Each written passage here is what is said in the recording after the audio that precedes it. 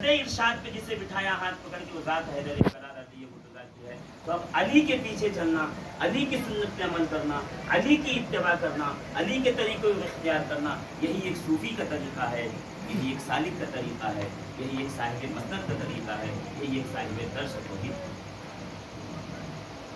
مرشد ہوتا کون ہے؟ مرشد کہتے کس کو ہے؟ پیر کون ہوتا؟ پہلے سوال تو یہ ہے نا. اچھا، یہ زمانہ کتنا خطرناک ہو گیا ہے. ہر مرید کو پیر نظام الدین اولیاء چاہیے، مگر خسرو بننے کو کوئی تیار نہیں، بلے شاہ بننے کو کوئی تیار نہیں. ہر ایک کو چاہیے فرید الدین، گنج شکر، مگر نظام الدین اولیاء کوئی بنتا ہے. جس دن سے نظام الدین اولیاء کو خواب میں دکھا دیا گیا کہ تیرا پیر اجودھن کی سرزمین پر تشریف فرمائے اور صورت دکھا دی گئی، اور اس دن سے تسبیح بدل گئی نظام الدین اولیاء کی.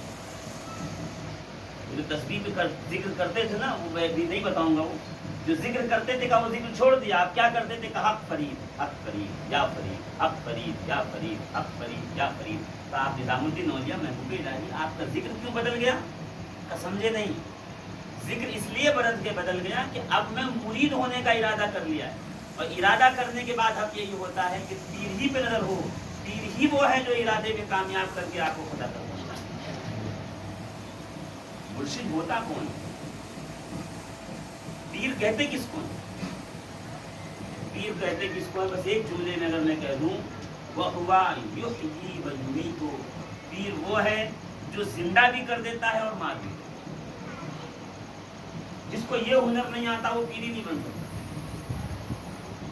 جو زندہ بھی کر دے اور مار بھی دے وہی پیر بنے. کیسے؟ کہا نفس کو مار دیتا ہے، روح کو زندہ کر دیتا ہے. نہیں تو آپ بولنے لگ جائیں گے بھائی کوئی پستول لے کے مل جائے وہی پیر بنے گا، کوئی چھری لے کے مل جائے، تلوار لے کے، کیونکہ جو مار دے زندہ کر دے وہی ہوگا نا. جو آنے والے کے اندر تبدیلی پیدا کرے. مرید بننے کے بعد اگر آپ میں کوئی تبدیلی آئی، صبر کا مادہ بڑھا، استعانت کا شوق بڑھا، خدمت خلق میں زیادتی ہوئی، عادات و اطوار بدلے، عبادت میں دل لگا، زہد و تقویٰ کا گراف بڑھا، تو آپ سمجھیے کہ آپ کا کنیکشن صحیح جگہ پہ ہوا، آپ صحیح جگہ کنیکٹ ہوئے. اور اگر نہیں بڑھا تو پھر سمجھ جائیے کہ فیوز بلب میں آپ نے اپنا تار لگا رکھا ہے، اس کا بھی کچھ نہیں ہونے والا، آپ کا بھی کچھ نہیں. وَهُوَ يُحْيِي وَيُمِيتُ. پیر بھائی ہم کیا سمجھتے ہیں؟ پیر بھائی مرید ہو گئے، اب کیا کرنا ہے؟ بولے مصیبتیں دور ہو جائیں. جب پیر کے آؤں تو ہاتھ بلا کے بھیجے، نظر بد سے کبھی نہ ہو. اور سب سے بڑا جو آج کا چورن بیچا جا رہا، قیامت کتنے ایسا ہاتھ پکڑنا اور جنت میں لے کے جانا، ایسا ہاتھ پکڑنا اور جنت میں لے کے جانا. پھر قیامت میں آپ کے ساتھ کیا ہونے والا ہے وہ رب کرے گا. شفاعت مصطفیٰ کی ہوگی، تقسیم کوثر اہل بیت کے پاس ہوگی، اختیار بخشش خدا کے ہاتھ میں ہوگا. دنیا میں آپ نے پیر جو دنیا میں کام نہیں آیا، پھر آخرت میں کیا کام آئے گا؟ جو دنیا میں آپ کا آئینہ نہیں بدل سکا، جو دھول نہیں صاف کر سکا، پھر آخرت میں کیا کر سکتا ہے؟ یہ وظیفہ دے دیں گے، بولے ابھی اور میں ابھی وظیفہ پڑھوں گا تو پورے سا ہوا میں اڑے گا. ہاں، کبھی میں بیت ہو گیا ہوں کوئی مسئلہ نہیں ہے، میں ٹیشو پیپر لینا ہوگا تو میں ہاتھ بڑھا کے نہیں دوں گا، میں ایسا کروں گا. پھر آپ ہاشا غلط یہ خبر کس بشر کی ہے؟ جو محمد عربی علیہ الصلوۃ والتسلیم ہاتھوں سے خندق کھود رہے ہیں. سنا ہوگا آپ نے بارہا واقعہ، میں دوہراؤں گا نہیں. مسجد نبوی بن رہی ہے تو اینٹیں اٹھا کے سرکار رکھ رہے ہیں. اللہ کے نبی صلی اللہ علیہ وسلم وہ ہیں، جبریل آ کر کے آفر دے رہے ہیں، یا رسول اللہ آپ چاہ دو تو یہ احد کا پہاڑ سونے کا بن کے آپ کے پیچھے چلے. آپ مکے کی گلیوں میں جاؤ گے پہاڑ پیچھے آئے گا، آپ مدینے کی وادیوں میں جاؤ گے پہاڑ پیچھے آئے گا.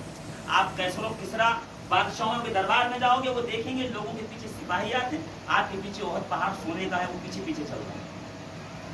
اللہ کے نبی صلی اللہ علیہ وسلم فرمایا نہیں، یہ کام ہمارے ہاتھ پہ رہنا. تو سر کا پسینہ ٹپک کر کے تھوڑی سے نیچے گرے، پھر رزق آئے، اس کے کھانے کا مزہ.